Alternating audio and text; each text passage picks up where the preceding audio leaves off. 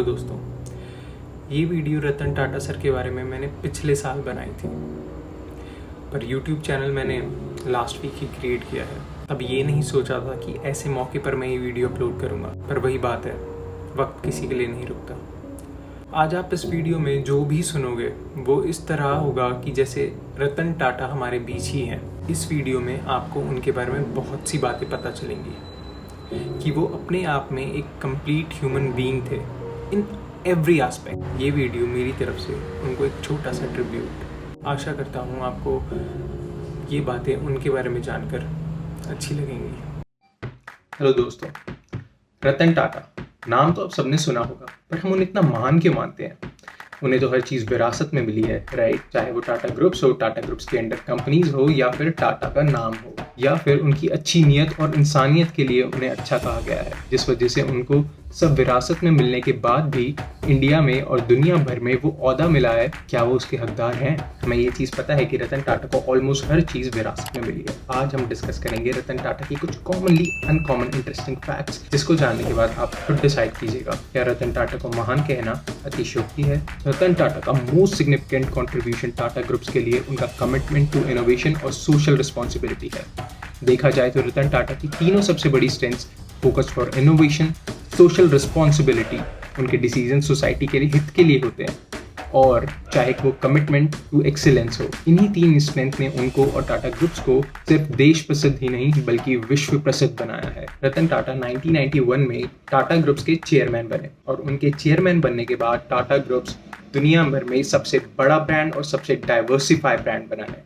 ऐसा ब्रांड जो हर एक सेक्टर में डील करता है, और आज टाटा ग्रुप्स के अंडर 100 से ज़्यादा कंपनीज हैं। रतन टाटा के कुछ ऐसे स्ट्रेटेजिक मूव्स थे जिसके कारण टाटा ग्रुप्स ने आज कई ऊंचाइयों को छुआ है। ऐसे ही कुछ एक्विजिशंस जिससे टाटा ग्रुप खुद को और डाइवर्सिफाई और एक्सपेंड कर पाई है। आपको ये सच्ची घटना तो पता होगी, 1999 में जब टाटा मोटर्स ने इंडिका लॉन्च करी तो टाटा मोटर्स को बहुत स्ट्रगल करना पड़ा था इंडिका को सेल करने के लिए, क्योंकि कोई बायर्स नहीं मिल रहे थे। तब रतन टाटा ने कमर्शियल कार बिजनेस को फोर्ड को सेल करने का सोचा। तब रतन टाटा कुछ एग्जीक्यूटिव्स के साथ फोर्ड हेडक्वार्टर्स डिट्रॉइट गए इसको सेल करने के लिए, अपना बिजनेस प्रपोजल उनके सामने रखने के लिए। जी हाँ, टाटा अपना बिजनेस बेच रहा था फोर्ड को इस डील में कोई खास इंटरेस्ट नहीं था, और इसी बीच एक फोर्ड एग्जीक्यूटिव ने रतन टाटा की तरफ पॉइंट आउट करते हुए ये कह दिया था कि क्या आपको पता भी है कि आपने बिजनेस शुरू क्यों किया है? रतन टाटा को ये बात चुभ गई, और ये मीटिंग बिना डील क्लोज हुए ही बीच में खत्म हो गई थी। रतन टाटा और बाकी सारे एग्जीक्यूटिव मीटिंग खत्म होने से पहले ही वहां से बाहर आ गए थे। और फिर क्या था, 2008 में आप सबको पता है कि रतन टाटा ने जैगुआर लैंड रोवर को फोर्ड से खरीद लिया। उस टाइम रतन टाटा को ये बात मालूम थी कि टाटा अभी सिर्फ अफोर्डेबल पैसेंजर कार्स के लिए जाना जाता है, जैसे इंडिका, टाटा नैनो, पर ये स्टिल वर्ल्ड फेमस कार्स नहीं थी। पर अगर दुनिया में नाम बनाना है तो कदम आगे बढ़ाने पड़ेंगे, और बिजनेस को डाइवर्सिफाई करना बहुत जरूरी है।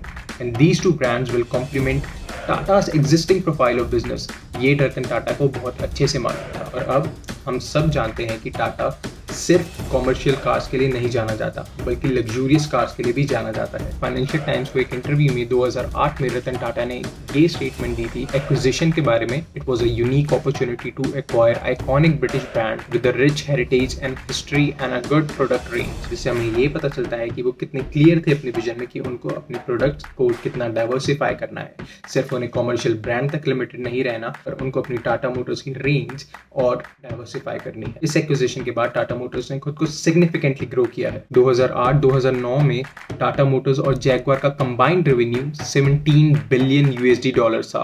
और आपको ये जानकर हैरानी होगी कि 2020 और 2021 में जैगुआर का टोटल रेवेन्यू टाटा मोटर्स के रेवेन्यू का 74% से ज्यादा था। अब बात करते हैं टाटा के लोहे के बारे में। टाटा के लोहे को कौन नहीं जानता? टाटा का लोहा तो सबने माना है, यानी टाटा स्टील्स। क्या टाटा स्टील्स हमेशा से ही इतना बड़ा था? तो आंसर है नहीं। इसके बीच भी एक एक्विजिशन की कहानी है जिसने टाटा स्टील्स को ग्लोबली इतना ज़्यादा रिनाउंड ब्रांड बनाया। That is Corus acquisition. Tata ने कोरस स्टील्स 2007 में खरीदा अपनी ग्लोबल प्रेजेंस को एस्टैब्लिश करने के लिए इन द स्टील इंडस्ट्री। ये रतन टाटा का लॉन्ग टर्म स्ट्रैटेजी प्लान था, ग्लोबल स्टील मार्केट में मेजर प्लेयर बनने की स्ट्रैटेजी। एक्विजिशन से पहले टाटा स्टील सिर्फ इंडियन डोमेस्टिक मार्केट को ही टारगेट और फोकस में रखता था, पर इतना काफी नहीं था अगर उन्हें कंपटीशन में बने रहना था, क्योंकि कंपटीशन बढ़ रहा था और रतन टाटा को ये बखूबी पता था कि कंपटीशन में कैसे बने रहना है। और बड़ा प्लेयर बने रहने के लिए रतन टाटा ने कोरस को एक्वायर किया, जिसके बाद उनकी access Europe, Asia, North America तक फैल गई। अपने एक इंटरव्यू में उन्होंने इस एक्विजिशन के बारे में कहा था, the acquisition of Corus is a defining moment for the Tata steel and the Tata group.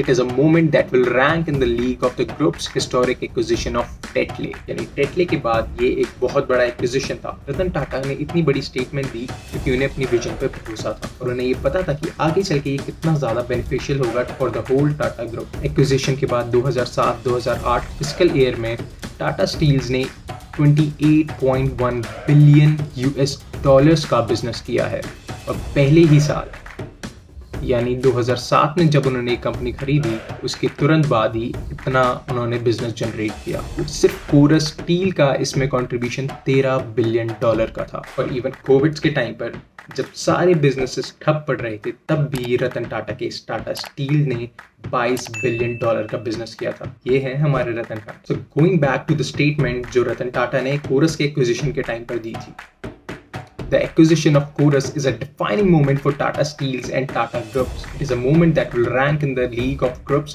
historic acquisition of Tetley। इसका मतलब Tetley भी कोई बड़ा acquisition था। So let's talk about Tetley। अभी तक हमने 2 acquisitions की बात करी and we saw that how Ratan Tata's vision played the role।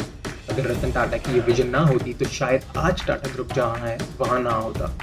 अब बात करते हैं एक बार टेटले की भी। Another सबसे बड़ी acquisition was Tetley.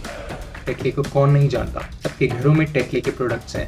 Tetley was a T brand. Tetley एक ब्रिटिश ब्रांड था जिसको ब्रिटिश टी कंपनी के नाम से जाना जाता था और इसके बाद टाटा टी भी ग्लोबल प्लेयर बना। यानी टाटा ने इस तरह से अपना कंज्यूमर बेस भी बढ़ाया, अपनी एक्सेसिबिलिटी ग्लोबली रीच भी बढ़ाई, अपने इस कंज्यूमर प्रोडक्ट को एक ग्लोबल ब्रांड बनाया। टाटा टी आज के टाइम पे दुनिया की सेकंड लार्जेस्ट टी कंपनी है। 2019 में टाटा टी का रेवेन्यू 432 मिलियन यूएस डॉलर्स था और आज टाटा की चाय 140 देशों से ज्यादा में पी जाती है। अभी तक हमने बात की रतन टाटा की इनोवेशन और कमिटमेंट टू एक्सीलेंस के एग्जांपल्स की, पर अब कुछ एग्जांपल्स ऐसे देखते हैं जो दिखाता है कि रतन टाटा कैसे अपनी सोशल रिस्पॉन्सिबिलिटी भी बखूबी समझते हैं। मैं आपको कुछ एग्जांपल्स कोट करता हूँ, बाकी आप खुद डिसाइड करना। 2008 की मुंबई अटैक्स को कौन नहीं जानता, जहां से पाकिस्तान से वाटरवेज के रास्ते आए कुछ टेररिस्ट ने ताज को अपने कब्जे में कर लिया था, जिसमें ना जाने कितनी फैमिलीज उजड़ गई थी। हमारे बहादुर कमांडोज ने घंटों के ऑपरेशंस के बाद बहुत लोगों को सुरक्षित बचाया। ये सच्ची कहानी हमें यहाँ तक तो पता है, पर इसके बाद क्या हुआ था? उसके बाद रतन टाटा खुद वहां गए और घंटों अफेक्टेड एम्प्लॉयज और उन फैमिलीज के साथ बैठे, उनको कंफर्ट किया और उनको मॉरल सपोर्ट दिया। एक ऐसा बिजनेसमैन जो इतना बिजी है, जिसके पास इतनी करोड़ों की कंपनीज चला रहा है, करोड़ों के बिजनेस संभाल रहा है, but he new his moral responsibilities. जब हम ऐसी किसी सिचुएशन में होते हैं तो हमारे लिए बहुत ज़रूरी हो जाता है कि कोई हमारा साथ दे, हमें ये बताए कि वो हमारे साथ है, वरना इंसान कितना अकेला पड़ सकता है ये शायद हम सोच भी नहीं सकते। ऐसे में इंसान की मेंटल हेल्थ पर क्या इफेक्ट पड़ता है, रतन टाटा इस चीज़ को बखूबी समझे और उन्होंने अपनी सोशल रिस्पॉन्सिबिलिटी बखूबी निभाई। और इसके साथ साथ अफेक्टेड एम्प्लॉयज़ को long term financial support, medical support और अफेक्टेड एम्प्लॉयज़ और उनकी फैमिलीज़ को काउंसलिंग भी प्रोवाइड करी। और रतन टाटा का personal contribution was 15 crore to this relief fund, जो उन्होंने टाटा ग्रुप की तरफ से ऑफर किया था। अब मैं आपको एक और बात बताता हूँ।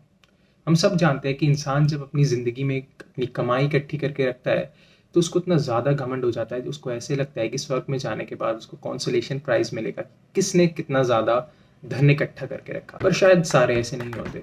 2017 में रतन टाटा ने अपनी ज़िंदगी की आधी कमाई दान में दे दी थी, चैरिटी में दे दी थी। अमाउंट बताऊं? इतना अमाउंट पे करने से पहले तो पैरों तले शायद किसी के ज़मीन ही खिसक जाए। खैर, वो अमाउंट है 1.5 बिलियन यूएस डॉलर्स। अब आप हिसाब लगा लो कि इंडियन रुपीस के हिसाब से कितना होगा। मेरा दिमाग तो इस अमाउंट को शायद प्रोसेस भी नहीं कर पा रहा है। इसके अलावा रतन टाटा को इंसानों से जितना प्यार है उतना ही प्यार उनको जानवरों से भी है, स्पेशली डॉग्स। पेट डॉग्स को शायद इंडिया में अच्छी केयर मिल जाती है, पर जो स्ट्रे डॉग्स होते हैं वो बेचारे रेबीज से या ऐसी सड़कों पे ऐसे ही मर जाते हैं लावारिस। जब एक इंसान किसी कंपनी का चेयरमैन होता है, चाहे वो छोटी सी कंपनी हो, बहुत बिजी होता है। पर रतन टाटा के पास शायद थोड़ा ज़्यादा टाइम था, या कहो उन्हें ज़रूरी लगा इस चीज़ के लिए टाइम निकालना। उन्होंने एक मिशन शुरू किया, मिशन रेबीज़ 2004 में। वो इस प्रोग्राम के तहत स्ट्रे डॉग्स को रेबीज़ के अगेंस्ट वैक्सीनेट करते, लोगों को जागरूक करते और एक रिस्पॉन्सिबल पेट ओनरशिप के बारे में भी जागरूक करते। 2005 में शांतनु नायडू नाम का एक लड़का था। इस लड़के ने 2015 में एक अपने दोस्तों के साथ मिलकर एक प्रोजेक्ट शुरू किया जिसका नाम था द पॉजिटिविटी प्रोजेक्ट, जिसमें वो स्ट्रे डॉग्स को ढूंढ के जा के उनके पास उनके गले में एक ब्राइट पट्टा बांधते थे जो लाइट रिफ्लेक्टिंग था, जिससे दूर से आती गाड़ियां उनके पट्टे से रिफ्लेक्ट होती लाइट को देख के शायद ब्रेक्स लगा लें और उनको रौन देना। इस सोच के साथ उन्होंने हर एक स्ट्रे डॉग के गले में पट्टा बांधना शुरू किया। और इंडिया में शायद ये चीज़ थोड़ी है कि अगर स्ट्रे डॉग है तो उसको इतना भाव नहीं मिलता, पर अगर उसके गले में पट्टा है, ये सोच के कि वो शायद एक पेट एनिमल है, वो पालतू है, उसको उसके साथ थोड़ा अच्छा व्यवहार होता है। तो शायद इसी सोच के साथ उन्होंने स्ट्रे डॉग्स को पट्टा पहनाया, ये सोचकर कि शायद आते जाते लोग इनके साथ भी अच्छा व्यवहार करें। और ये देख के रतन टाटा ने शांतनु नायडू को एक अपॉर्चुनिटी दी जहाँ पर वो उनको पर्सनली असिस्ट कर सकते थे। और शांतनु नायडू ने ये अपॉर्चुनिटी डेफिनेटली ग्रैब करी और उनके साथ एज पर्सनल असिस्टेंट 7 साल काम किया। And I am sure Shantanu Naidu ने बहुत कुछ सीखा होगा। वाओ, कौन सोच सकता है कि रतन टाटा जैसी पर्सनालिटी ऐसी कोई जॉब अपॉर्चुनिटी या ऐसी कोई अपॉर्चुनिटी किसी को दे सकती है।